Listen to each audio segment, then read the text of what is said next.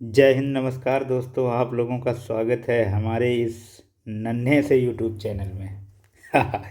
तो नन्हा सा छोटे से चैनल में, और क्योंकि छोटा सा ही चैनल है तो मैं आभास कुमार स्वागत करता हूं आप लोगों का अपने यूट्यूब चैनल में, प्रैक्टिस सेट नंबर 15 में, जो कि आज पश्चिमी बिहार और वन्य जीव अभ्यारण्य के लिए क्लास हो रही है। और ये क्लास हमारे होम गार्ड वाले भाई और कांस्टेबल, लेखपाल या फिर अन्य किसी भी एग्ज़ाम के लिए जिनसे कि यूपी के आती है, आप लोग देख सकते हैं। और यूपी के क्या, ये एक ऐसा टॉपिक है जो हर एग्ज़ाम में पूछा जाता है। तो आइए देखते हैं कि पहला क्वेश्चन क्या है। उत्तर प्रदेश का सबसे पुराना वन्यजीव अभ्यारण्य कौन सा है? तो उत्तर प्रदेश का जो सबसे पुराना वन्यजीव अभ्यारण्य है वो चंद्रप्रभा वन्यजीव अभ्यारण्य चंदौली है। ये कहाँ पे स्थित है? चंदौली में स्थित है। और इसकी जो स्थापना है, इसकी स्थापना 1957 को हुई थी। ठीक है, और ये चंदौली में स्थित है। इसका जो क्षेत्रफल है, तो क्षेत्रफल जो हो जाएगा 78 वर्ग किलोमीटर। ठीक है। अच्छा, यहाँ पे जो एशियाई शेरों के संरक्षण का प्रयास किया गया था, और वर्तमान में ये जो यहाँ पे राजदरी और देवदरी जैसे मतलब झरने हैं। ठीक है, और आप लोग जा सकते हैं देखने, घूमने यहाँ पे। आइए देखते हैं दूसरा क्वेश्चन क्या है कि क्षेत्रफल की दृष्टि से उत्तर प्रदेश का सबसे बड़ा वन्यजीव अभ्यारण्य कौन सा है? तो क्षेत्रफल की दृष्टि से जो उत्तर प्रदेश का सबसे बड़ा वन्यजीव अभ्यारण्य है वो हो जाएगा हस्तिनापुर वन्यजीव अभ्यारण्य। इसकी स्थापना स्थापना स्थापना से संबंधित क्वेश्चन पूछा जाता है। तो स्थापना इसकी कब हुई थी? 1986 में हुई थी। ठीक है, इसकी स्थापना 1986 में हुई थी। अच्छा, ये जो सबसे बड़ा दे रखा है, सबसे बड़ा इसीलिए दे रखा है क्योंकि इसका जो विस्तार है, विस्तार एक से ज़्यादा जिलों में है। ठीक है, इसका विस्तार जो है मेरठ मुजफ्फरनगर, मुजफ्फरपुर दूसरा है, मुजफ्फरनगर दूसरा है। ठीक है, बिजनौर, हापुड़, अमरोहा, यहाँ इसका जो विस्तार है। ठीक है, इन डिस्ट्रिक्ट में। और इसका जो क्षेत्रफल हो जाएगा, क्षेत्रफल इसका हो जाएगा 2073 वर्ग किलोमीटर। ठीक है, अगर मैं वर्ग किलोमीटर ये लिखना भूल जाऊँ तो आप लोग वर्ग किलोमीटर ही इसको समझना। ठीक है। अच्छा, यहाँ पे जो जीव हैं कौन कौन से हैं? तो यहाँ पे जो जीव हैं, जीव बारहसिंगा, गंगा डॉल्फिन, ठीक है, मगरमच्छ और अजगर, अजगर। ठीक है, ये हो जाएंगे। आइए देखते हैं तीसरा क्वेश्चन क्या है कि बखिरा पक्षी विहार उत्तर प्रदेश के किस जिले में स्थित है? तो बखिरा पक्षी विहार जो स्थित है उत्तर प्रदेश के, वो संत कबीर नगर में स्थित है। संत कबीर नगर में स्थित है ये। और इसकी जो स्थापना हुई थी, स्थापना 1990 में हुई थी इसकी स्थापना। ठीक है, और इसका जो क्षेत्रफल हो जाएगा, क्योंकि इससे संबंधित जो क्वेश्चन पूछा जाता है, 29 वर्ग किलोमीटर। अच्छा, इसे रामसर साइट घोषित किया गया था। कब घोषित किया गया था? तो इसे 2022 में 49वीं, ठीक है, 49वीं रामसर साइट रामसर साइट घोषित किया गया था। ठीक है, अब देखिए यहाँ पे सर्दी में मध्य एशिया और साइबेरिया से पक्षी आते हैं। कहाँ से? मध्य एशिया व साइबेरिया से पक्षी आते हैं यहाँ पे। ठीक है। आइए देखते हैं 4 नंबर क्वेश्चन। उत्तर प्रदेश के किस जिले में ओखला पक्षी विहार स्थित है? ओखला आप लोगों ने सुना होगा, जो कि ये गाजियाबाद एवं गौतम बुद्ध नगर, मतलब कि नोएडा। ओखला आप लोगों ने नोएडा में सुना होगा। ठीक है, तो यही गाजियाबाद एवं गौतम बुद्ध नगर, यहाँ मतलब इसी की जो सीमा है, मतलब कि जो इसकी जो सीमा है उस पर ये पड़ता है, उत्तर प्रदेश के ओखला पक्षी विहार। ठीक है, और इसमें इसकी स्थापना जो हुई थी, स्थापना 1990 में हुई थी और इसका जो क्षेत्रफल है 4 वर्ग किलोमीटर है। ठीक है, यहाँ पे देखिए 300 से अधिक मतलब कि 300 प्लस प्रजातियाँ पाई जाती हैं, प्रजातियाँ पक्षियों की। ठीक है, क्योंकि ये पक्षी विहार है तो यहाँ पे 300 से प्लस प्रजातियाँ पाई जाती हैं पक्षियों की। और इसे एक और नाम से जानते हैं जो कि होगा कि पक्षियों का स्वर्ग। पक्षियों का स्वर्ग जो कहा जाता है यही ओखला पक्षी विहार को कहा जाता है। क्वेश्चन नंबर 5 क्या है कि सुरहाताल पक्षी विहार जयप्रकाश नारायण पक्षी विहार किस जिले में स्थित है। देखिए इसका जो पहले नाम था सुरहाताल पक्षी विहार था, जो कि अब जयप्रकाश नारायण पक्षी विहार हो चुका है। ठीक है, तो ये कहाँ पे स्थित है, ये बलिया में स्थित है।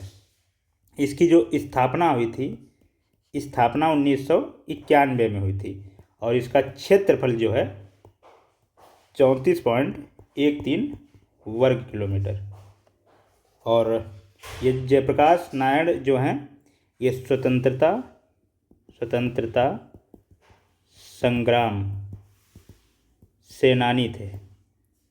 ठीक है, और इसी से संबंधित ये है कि यह गंगा और सरयू के बीच गोखुर झील है। देखिए गोखुर झील समझते हो आप, गोखुर झील जो होती है वो जैसे दो नदियां जहाँ गुजरती हैं और दो नदियों के गुजरने से उसकी जो उसका जो अपवाह तंत्र होता है जहाँ से नदियाँ गुजरती हैं तो उसी से ये बनता है गाय के खुर के समान, इसीलिए इसको गोखुर झील कहते हैं। ठीक है, इसके बारे में आगे बताऊंगा किसी दिन। उत्तर प्रदेश का सबसे छोटा वन्यजीव अभयारण्य कौन सा है।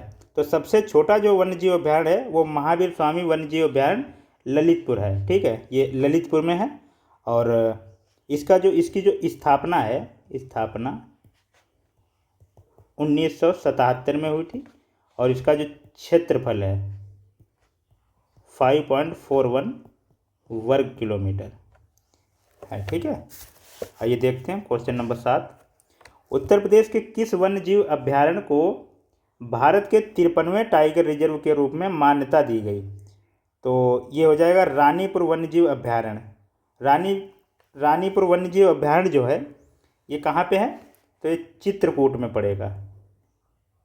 चित्रकूट किधर पड़ता है, या आप लोग सोनभद्र और इधर पड़ेगा जब आप एमपी जाएंगे। ठीक है, और इसका जो क्षेत्रफल है 529.36 वर्ग किलोमीटर है। ठीक है, और इसकी जो स्थापना हुई थी, स्थापना 1977 में हुई थी। ठीक है, आइए इसके बाद देखते हैं क्वेश्चन नंबर 8। लाख बहोसी पक्षी विहार उत्तर प्रदेश के किस जिले में है जो क्षेत्रफल में सबसे बड़ा पक्षी विहार है। देखिए अब यहीं से दो क्वेश्चन बन जाते हैं कि लाख बहोसी जो पक्षी विहार है वो क्षेत्रफल में सबसे बड़ा है यूपी में। ठीक है, और ये कहाँ पे स्थित है, तो ये स्थित है कन्नौज में स्थित है और इसकी जो स्थापना हुई थी वो 1988 में हुई थी। ठीक है, इसका क्षेत्रफल जो है वो 80 वर्ग किलोमीटर है और यह दो झील लाख व बहोसी को मिलाकर बना है। ठीक है, लाख व बहोसी झीलों को मिलाकर बना है, इसीलिए इसको लाख बहोसी पक्षी विहार कहते हैं। ठीक है, आइए देखते हैं क्वेश्चन नंबर 9। सांडी पक्षी विहार उत्तर प्रदेश के किस जिले में स्थित है। देखिए सांडी पक्षी विहार जो है वो हरदोई जिले में स्थित है और इसकी स्थापना कब हुई थी, तो इसकी स्थापना जो हुई थी वो 1990 में हुई थी और इसका जो क्षेत्रफल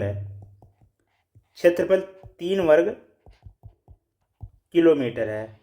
ये जो हरदोई के साथी हमारे हैं वो लोग यहाँ घूमने जा चुके होंगे और आप लोगों ने देखा होगा कि ये पक्षी विहार कैसा है। ठीक है, इसका क्षेत्रफल जो 3 वर्ग किलोमीटर हो जाएगा।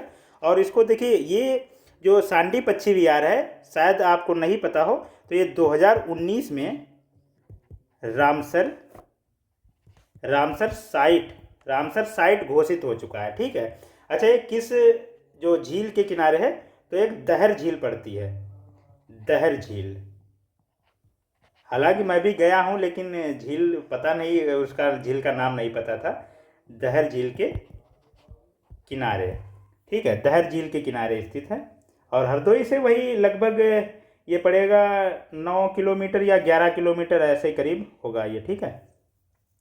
अच्छा, सुहेलवा वन्यजीव अभ्यारण्य उत्तर प्रदेश के किन जिलों में विस्तारित है? तो सुहेलवा जो वन्यजीव अभ्यारण्य है वो बलरामपुर और श्रावस्ती में इसका जो विस्तार है, वो इसका विस्तार बलरामपुर और श्रावस्ती में है। अच्छा, बलरामपुर श्रावस्ती अगर यहाँ पे आया है तो इसका मतलब है कि भारत नेपाल सीमा पे है। और तराई भी लिख लेंगे, क्योंकि तराई का क्षेत्र है उधर, तराई का क्षेत्र। इसकी स्थापना हुई थी 1988 में, और इसका क्षेत्रफल है 452 वर्ग किलोमीटर है। ठीक है। आइए देखते हैं कि क्वेश्चन नंबर 11 क्या है। तो 11 क्वेश्चन जो है, कतरनिया घाट वन्यजीव अभ्यारण्य किस जिले में स्थित है? तो कतरनिया घाट जो वन्यजीव अभ्यारण्य है वो बहराइच में स्थित है। और इसकी जो स्थापना 1975 में हुई थी। ठीक है। इसका क्षेत्रफल 400 वर्ग किलोमीटर है। अच्छा, ये जो कतरनिया घाट वन्यजीव अभ्यारण्य है, ये किसका हिस्सा है? दुधवा वन्यजीव अभ्यारण्य का हिस्सा, दुधवा वन्यजीव अभ्यारण्य का हिस्सा है ये। ठीक है। और यहाँ पे घड़ियाल व गंगा डॉल्फिन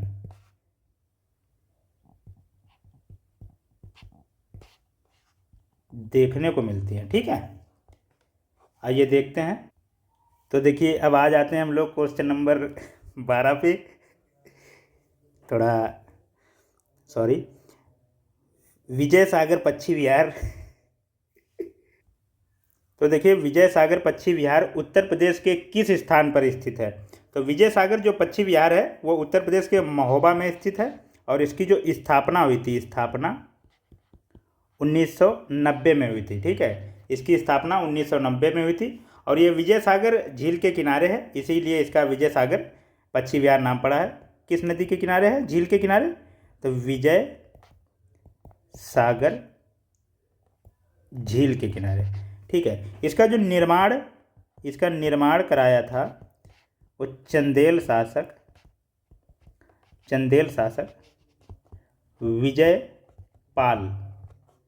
विजयपाल ने कराया था। आइए देखते हैं क्वेश्चन नंबर 13। पार्वती अर्गा पक्षी विहार के संबंध में कौन सा जिला सही है? तो देखिए, पार्वती जो अर्गा पक्षी विहार है वो गोंडा में पड़ता है। और इसकी जो स्थापना हुई थी, 1990 में हुई थी। और इसको जो रामसर साइट बनाया गया है वो 2020 में बनाया गया है। ठीक है। और पार्वती झील और ये अर्गा झील, ठीक है, इसी के बीच में ये पड़ता है, इसीलिए इसको पार्वती अर्गा झील मतलब पक्षी विहार कहते हैं। और इसका जो क्षेत्रफल है वो 10.84 वर्ग किलोमीटर है। ठीक है। और आइए देखते हैं क्वेश्चन नंबर 14। समन पक्षी विहार उत्तर प्रदेश के किस जिले में स्थित है? तो समन पक्षी विहार जो स्थित है वो मैनपुरी। तो इसको याद करने का यही है कि समन और मैनपुरी तो अक्षर जो है वो एक ही में मिल रहे हैं, इस हिसाब से आप याद रख सकते हैं। इसकी स्थापना जो हुई थी, स्थापना जो है वो 1990 में हुई थी इसकी। और इसका क्षेत्रफल 5.26 वर्ग किलोमीटर। ठीक है। इसको 19 में रामसर साइट घोषित किया गया था। आइए देखते हैं क्वेश्चन नंबर 15। शहीद चंद्रशेखर आज़ाद उन्नाव पक्षी विहार का पूर्व नाम क्या था? देखिए, शहीद चंद्रशेखर आज़ाद जो पक्षी विहार है ये उन्नाव में है, और इसका जो पहले जो इसका नाम था वो क्या था? नवाबगंज पक्षी विहार। इसका अब नाम बदल के शहीद चंद्रशेखर आज़ाद पक्षी विहार कर दिया गया है। तो इसकी जो स्थापना हुई थी, इसकी स्थापना जो हुई थी वो 1984 में हुई थी, और ये क्षेत्रफल इसका 2.25 वर्ग किलोमीटर है, और यह प्रदेश का प्रथम पक्षी विहार था। पक्षी विहार है, ठीक है। और 2019 में इसे रामसर साइट बनाया गया था, ठीक है। आइए देखते हैं क्वेश्चन नंबर 16। समान और सरसई नावर झीलें जिन्हें रामसर स्थल घोषित किया गया है क्रमशः किन जिलों में है? तो ये किन जिलों में है? ये मैनपुरी और इटावा जिलों में है। ये समान जो झील है ये मैनपुरी में, और ये सरसई नावर जो है ये इटावा में है, ठीक है। और इनको 2019 में रामसर स्थल बनाया गया था, ठीक है। आइए देखते हैं क्वेश्चन नंबर 17। उत्तर प्रदेश में राष्ट्रीय चंबल अभ्यारण्य किन जिलों के अंतर्गत आता है? तो राष्ट्रीय चंबल जो अभ्यारण्य है वो किन जिलों के अंतर्गत आता है? वो आता है आगरा, इटावा और औरैया के अंतर्गत। और इसका जो स्थापना हुई थी, 1979 में हुई थी। देखिए, इसका जो विस्तार है वो 3 राज्यों में है, मतलब त्रिराज्यीय विस्तार है इसका। और ये भारत का ऐसा अभ्यारण्य है जो 3 राज्यों में फैला हुआ है। और वो 3 राज्य कौन कौन से हैं? तो यूपी है, दूसरा है राजस्थान, और तीसरा जो है एमपी हो जाएगा, ठीक है। अच्छा, यहाँ पे कौन कौन से जीव देखने को मिलते हैं? तो आप लोग जाएंगे, देखिए अभी आप लोगों ने कुछ दिन पहले शॉर्ट वीडियो या फिर यूट्यूब वीडियो में देखा होगा, तो जो मध्य प्रदेश के सीएम हैं उन्होंने यहाँ पे कछुए छोड़े थे, घड़ियाल छोड़े थे, ठीक है। और उसी हिसाब से मैं देख रहा हूँ कि घड़ियाल, मगरमच्छ, गंगा डॉल्फिन,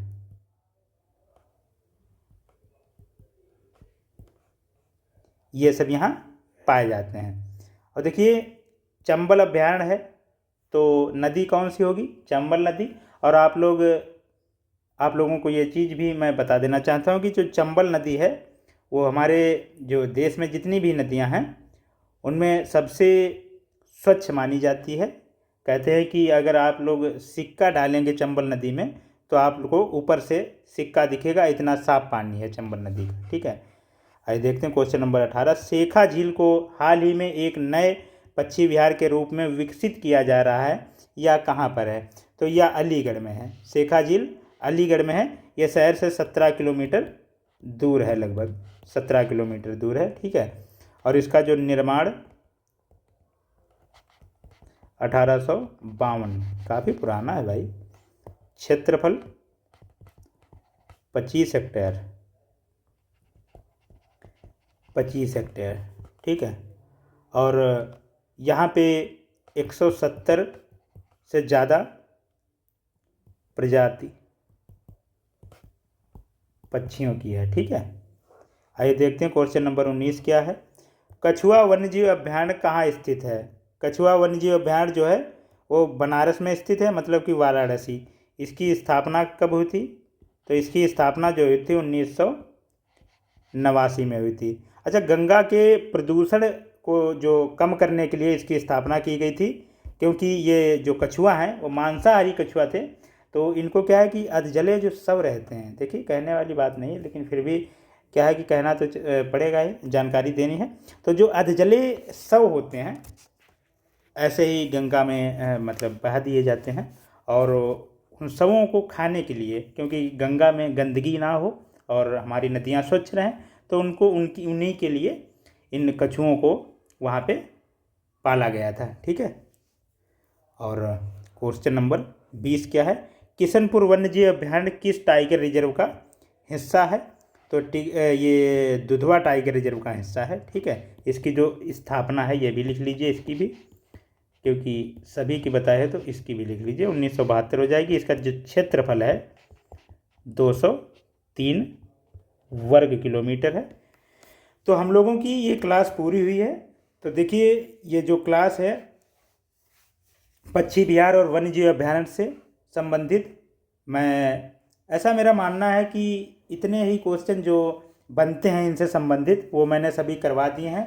और मैं भी यही चाहता हूँ कि आप लोगों की परीक्षा में, आप लोगों के एग्ज़ाम्स में इसी क्लास से, एक क्लास से ही और क्वेश्चन फंस जाए। और फंसेगा क्यों नहीं, आप लोग इसको कर लीजिएगा, नोट कर लीजिएगा पूरा, और एक बार इसको रिवाइज कर लेना, और दोबारा एग्ज़ाम से पहले भी इसको रिवाइज कर लेना, क्योंकि आपके जो एग्ज़ाम्स में इससे 100% क्वेश्चन आएगा।